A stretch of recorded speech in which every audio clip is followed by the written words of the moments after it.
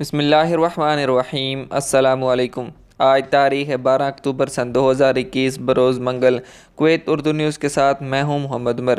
آج کی اس ویڈیو میں کویت کے حوالے سے کچھ تازہ ترین نیوز اپڈیٹ شامل کرتے ہیں۔ سب سے پہلے کویت میں ایئرپورٹ کے ذریعے سفر کرنے والوں کے لیے dgca کی طرف سے مسافروں کے لیے جو نئی ہدایات جاری کی گئی ہیں ان کے حوالے سے بات کرتے ہیں کہ کویت ایئرپورٹ میں بزنس کلاس اور اکانومک کلاس میں سفر کرنے والے افراد اپنے ساتھ جو ہینڈ کیری بیگ لے کے جا سکتے ہیں ان کا سائز مقرر کر دیا گیا ہے۔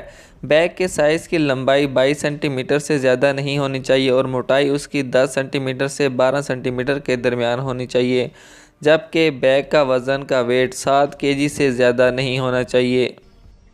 تاہم رائل کلاس، بزنس کلاس اور فرسٹ کلاس کے لیے بیگ کا ویٹ 11 kg یعنی 11 کلو گرام تک الاؤ ہے اور ان کے بیگ کا size 25 centimetre, 46 centimetre یا 56 سینٹی میٹر تک ہونا چاہیے، اور یہ قانون تمام ممالک کے مسافروں کے لیے لاگو ہوتا ہے۔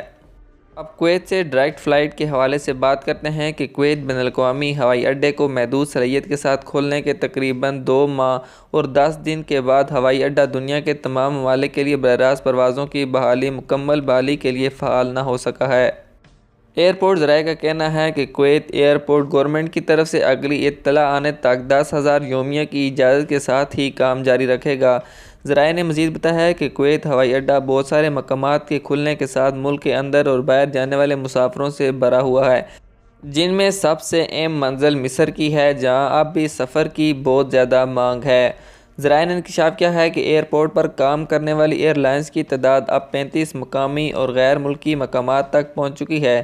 ان کا کہنا ہے کہ آپریٹنگ کوٹا جب تک نہ بڑھایا گیا تو کسی بھی اور ملک کے لیے تب تک فلائٹ نہیں کھولی جائیں گی اور نہ ہی ان پروازوں کے علاوہ کسی اور کو اجازت دی جائے گی۔ اگلی خبر کویت میں سیکورٹی کمپین کے حوالے سے شامل کرتے ہیں کہ ایک ایشیائی باشندے کو فعل کے علاقے میں بڑی مقدار میں منشیات کے ساتھ جسے وہ بیچنے کا ارادہ رکھتا تھا گرفتار کیا گیا۔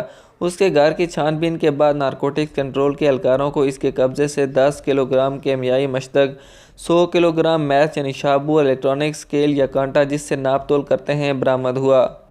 ملزم نے اعتراف کیا ہے کہ تمام نشہ آور چیزیں اس کی ہیں جو اسمگل کی گئی تھی۔ اس کے خلاف قانونی اقدامات کرنے کے لیے اس مجرم کو مجاز اتھارٹی کے پاس منتقل کر دیا گیا ہے کہ پیر کو وزرائے کونسل نے اپنے اجلاس میں اتوار یعنی 17 اکتوبر 2021 تک وزارت صحت کی طرف سے مقرر کردہ خصوصی ضروریات کے مطابق کھلے بیرونی علاقوں میں لائسنس یافتہ نمائشوں اور تجارتی نوعیت کی سرگرمیوں کے قیام کی منظوری دینے کا فیصلہ کیا ہے۔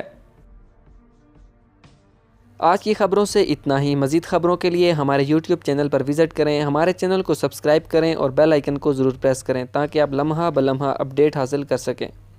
مجھے دیجیے اجازت۔ اللہ حافظ۔